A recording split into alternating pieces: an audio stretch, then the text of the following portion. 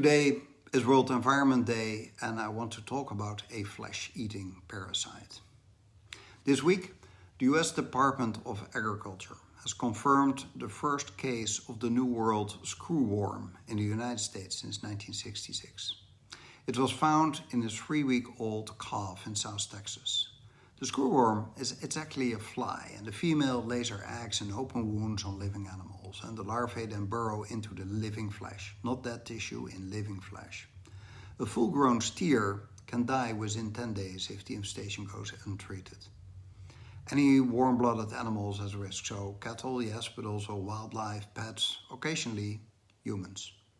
The US eradicated the screwworm in 1966, and it was one of the great achievements of American agricultural science.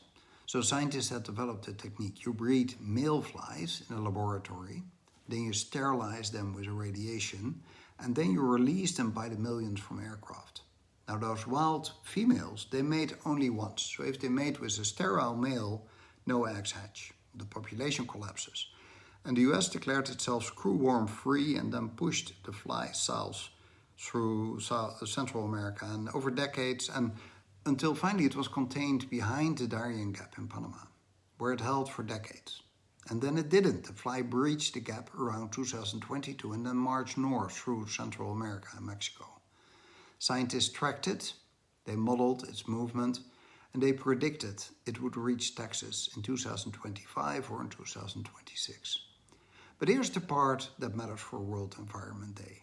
Watch this. In early 2025, the Trump administration, through DOGE, terminated a US aid-funded monitoring project that was tracking and containing the screwworm in Central America.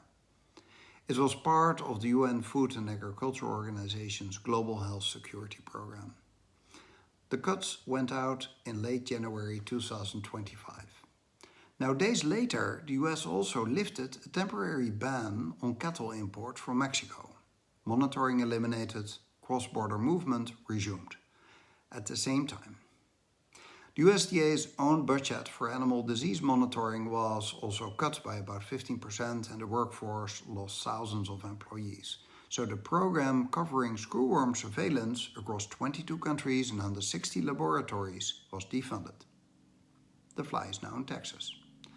The economic stakes are not small. A full-blown outbreak could cost Texas cattle producers $732 million directly, but industry groups put the national cost at over $10 billion. The US cattle herd is already at its lowest level in 75 years. Beef prices are already at record highs, and the screwworm outbreak pushes both higher.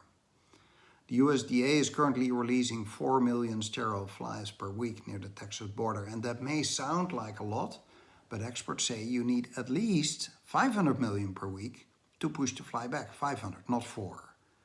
A new facility in Texas will eventually produce 300 million per week, not enough, but it will not be operational until 2027 at the earliest. So this is what happens when you cut environmental and agricultural monitoring programs. The problems do not disappear, they just migrate north and then show up in a calf in South Texas. Now, on the same day the screwworm was confirmed in Texas, Trump announced $700 million in new funding for coal. Today on World Environment Day, he's using wartime emergency powers to build the first new coal plants in the United States in 13 years.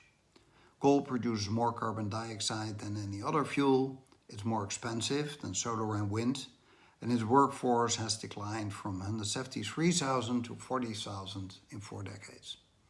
The market has already decided that coal is finished.